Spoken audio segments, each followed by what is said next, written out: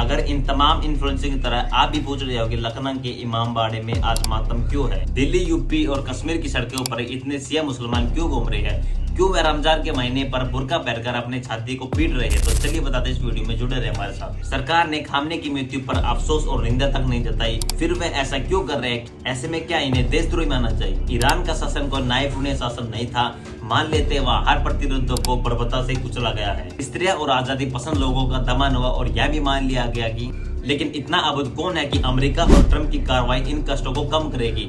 यह वे लिबरेटर है। किसी भारतीय शिया का खामने की मौत का शोक मनाना इंटरनेशनल कैसे हो गया? यह समझिए, बहुत से शिया मुसलमानों के लिए खामने एक पॉलिटिकल फिगर नहीं था, वे एक धार्मिक मार्गदर्शक, एक स्पिरिचुअल अथॉरिटी थे।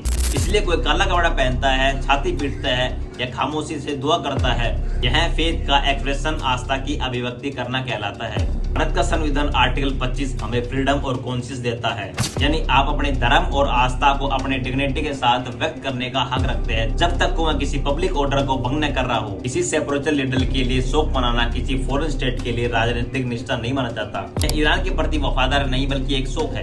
डेमोक्रेटिक की असली परीक्षा तब होती है जब माइग्रेटी वनरेबल महसूस कर रहे होते हैं, और ऐसे वक्त पर आप सस्पेंस संदेह नहीं बल्कि रिट्रोटेशन आश्वासन दे रहे होते हैं। याद रखिएगा, ग्रीफ एंटी नेशनल नहीं होता और शोक का संदेश डिसलॉयल्टी नहीं होता। एक नागरिक को शोक मनाने का अपना पूरा अधिकार है। लोकतंत्र की जिम्मेदारी यह है कि वह उस शोक की गरिमा की रक्षा करे। तो मैं इतना ही कहना चाहूंगा, grief is not anti national, faith is not solution.